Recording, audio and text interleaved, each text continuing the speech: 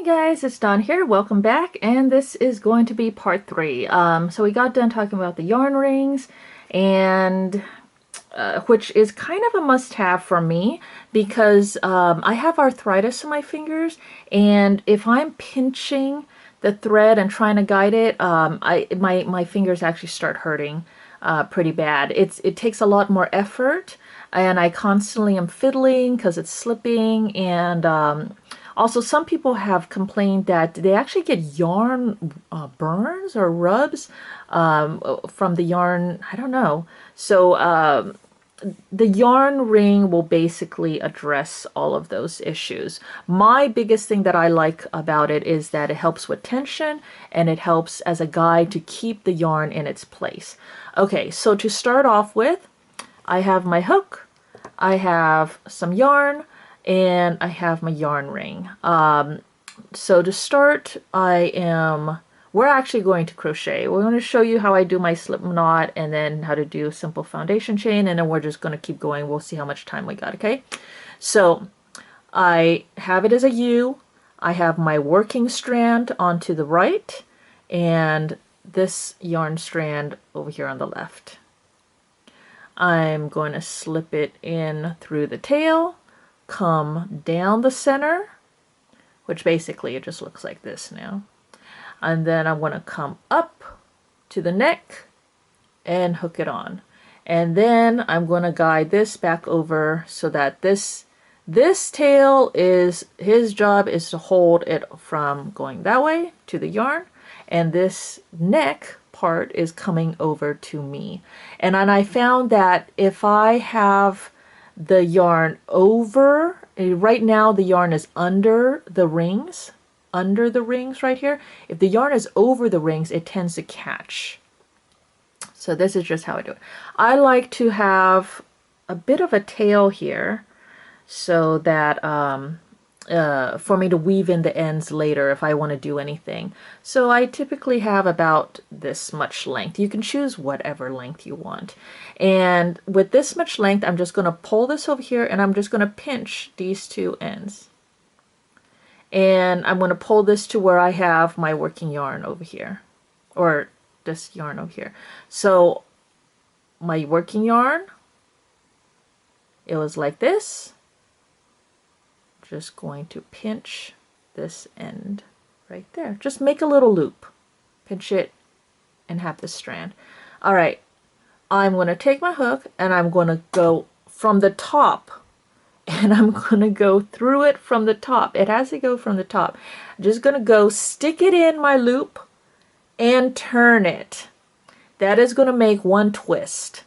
Okay? So once again, from the top, we're going to stick it in through this loop and turn it upright again. Now I'm just going to grab my yarn, hook it on, and I'm going to go through this loop that I'm holding. And then I'm just going to let go. I'm going to grab my end over here, and voila. We have a slip stitch or slip knot right here, okay? And then I just tighten it to however I want, and here's my slip. So the slip knot, when you don't have anything, you can just pull it through. Okay, so we'll just do that again. Make a little loop, stick it in from the top, grab, and okay, it's as easy as that. And that's, I like you. Now there are other many ways of making a slip knot. You can learn all about them on YouTube. I just like it because I can just go like this, and now it's already on my hook, and I'm ready to go. A lot of people, they make it on their hand and then they put their hook in. I just make it on my hook, so I'm ready. All right, now I hold this end, and we're going to do foundation chain. So I'm just going to hook, yarn over. Okay, this is called yarn over. When you grab it, you're going to yarn over, and I hold my hook like this. Okay. And that makes it very easy to sweep. And the hook is pointing towards the yarn. I'm going to sweep it and it's going to hook onto that yarn. And as I'm coming back up, I'm going to start turning the hook. And now it caught the yarn. And then we just pop it right through. All right. So, and then I hold on to the bottom here so I can control the tension and I can control how much slipping because I can make it really big, see? So this motion here is controlling how big you're making this loop. And also, you saw how I took this off? You have to make sure that you go back in the right way, because if you don't, your chain is going to look funky. So my hook went in this way. I can't go through the back way. If I do the back way now, this chain looks funky. All right, so we go in through the right way. So if it starts twisting and stuff, that's just some. So see how loose this is? This is really hard to grab right now. So that's why I gotta adjust this. And it only did that because I undid my chain. Okay, so we have one, and we have the second one on my hook. Yarn over, turn it, and pop it through. There's a second one. Try to keep the chains about the same size. And I just keep holding with my left hand. I'm going to adjust this. And you just keep yarn over, pop it through. But see how I'm turning? First I'm turning this way, then I'm turning this way, then I'm turning this way, then I'm turning this way. I have to turn this way to grab the yarn, and then I turn it back this way to pop it through there. Oops, I just lost a loop. So just watch out for that. And for me, that's why I use this hold. This hold here makes it so that if something like that happens, I can guide it. I can use my finger. I can grab my yarn, pull it back through. So you just keep doing this until you have whatever length you want. So you'll be counting, or you should be counting as you're doing this. And try not to split the thread. This yarn is kind of splitty. All right. And there we go. So here is my foundation chain. And if I want to count my chain now, it's just a matter of each one of these little V's or little loops. So that is 1, 2, 3, 4, 5, 6, 7, 8, 9, 10, 11, 12, 13, 14, 15. Or you can count it from the side, and it'll be each one of these stripes. Okay, so that is a foundation chain, and usually you'll start with this, and then you would work your stitch into this. And if you want more details about that, then you do need to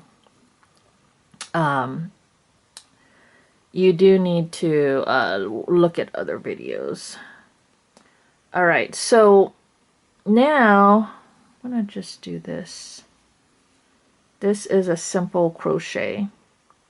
So now I'm going back in through a loop, yarn over, pull it through, and yarn over and pull it through both. When I'm doing these stitches, I find that if I'm holding down here, then I can control this part very well. So I like my left hand holding down here. I like my right hand here, and it all depends on what I'm working on, but I either like to work vertically, or sometimes I work horizontally, or sometimes I work vertically too. So it just depends on how my work wants to flow. But if I want to make sure, like right now this, I'm moving to the left, right? So I'm moving to the left. I'm going to grab this stitch, yarn over, pull it through, come over here. See, right now I would make sure that these two loops are about the same size and tension. And that is how I'm going to try to make them even. Then yarn over. When I pull, I'm going to pull my hook up, and that'll give me space to pull through. I need this space so that when it's pointed down, it's not grabbing on anything else. If I need to, I can now hold this side and I can tighten this. If this has gotten way too loose, I can tighten it back down again. And then that'll make this loose. So now I could just tighten this on this side, and my tension is maintained again. So I'm going to go through this loop. This is just a simple single crochet. And then it's kind of confusing because depending on UK and US, you see how it caught? I felt it catch, and then I went back up again to release it, and then I came through. Splitting, since it wants to split right now, you see how all these little threads are trying to split on me? So you got to be careful that you don't do this. So always keep track of how your stitches are looking. This seems kind of loosey-goosey right now, so I'm just going to tighten it down. I'm going to go grab the next stitch, then yarn over, pop it through. Let's say this one is way bigger than this one. I can just pull over here to tighten that back up again, maintain the horizontal while pulling up so that I'm not grabbing underneath. Okay. It looks like I have a really big gap over there, so I'm just going to tighten that down there, you know, make the gap a little bit smaller, and go through my next stitch, yarn over, pull it through. As I'm coming up, I'm going to grab down here. I can shimmy this up.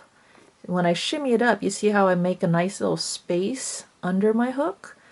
That way, when I yarn over and I come back through, I'm going to aim to go through that little tunnel and hopefully not grab anything. As you're doing this, you should never feel anything grab onto anything else. If it feels like it all of a sudden binds up, then you need to stop. If it binds up, just stop and go back the way you came, or look to see where it's bound up, or whatever. But don't, if it binds up, don't just pull right through it. You're gonna break your yarn. And oh, I'm sorry, I'm totally off camera as I'm talking, because I'm trying to do this without looking through the camera. So when you're doing this, you also want to keep track of how everything looks. When this chain over here already has stitches through it, I know that I'm not going to go back through that chain, right? If I want to work on the next chain is this loop over here that doesn't have any loopies on it already. This chain already has loopies on it. There, tighten them down. This chain does not, so this is my next chain. You definitely want to start looking to see how the stitch looks at each stage.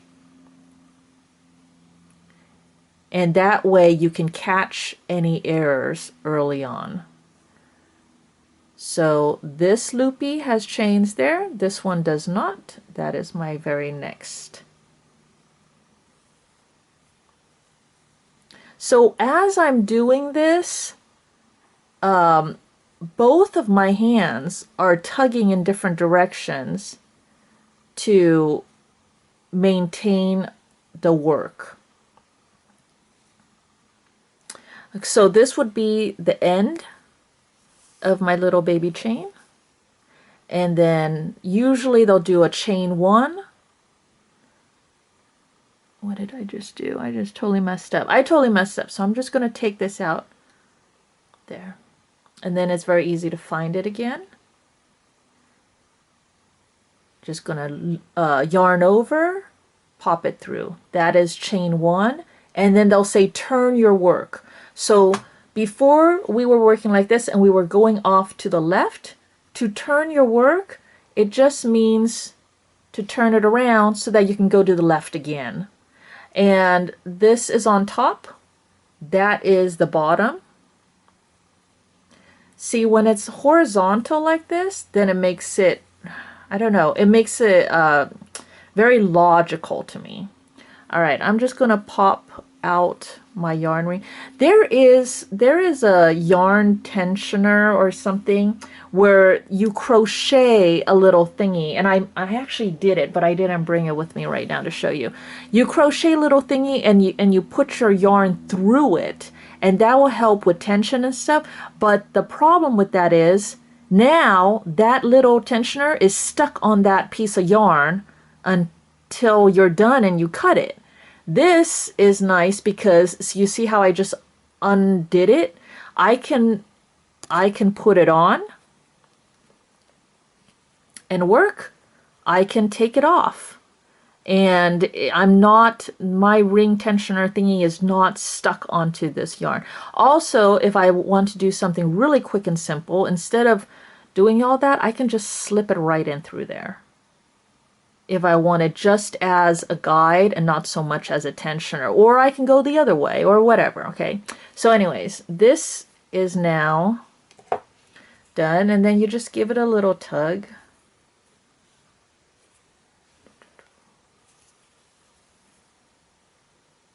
Let's see if it'll focus.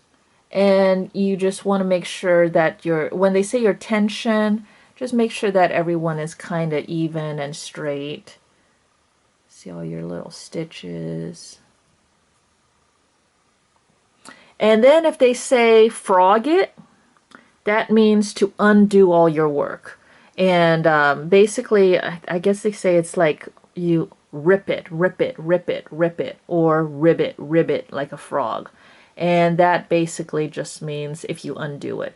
Now the great thing about this crochet, and one of the things that I love about crochet is that you can just undo like this, however many you want, and then you can keep going again.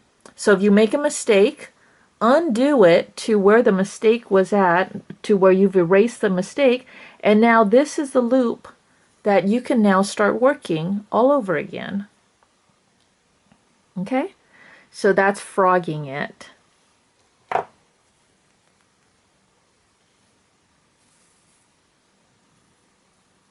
All right, so that was it, I hope, for a very simple, quick first lesson. My next lesson, I'm just going to show you how to do a foundation half double crochet.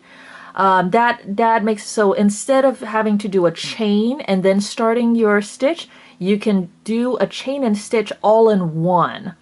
And then it saves time and everything instead of making the chain and then starting with your stitches. So I'm going to show you that one in the next video because we're coming up to 20 minutes already. And thanks for watching. Hit the like and subscribe, and I'll talk to you guys later. Bye-bye.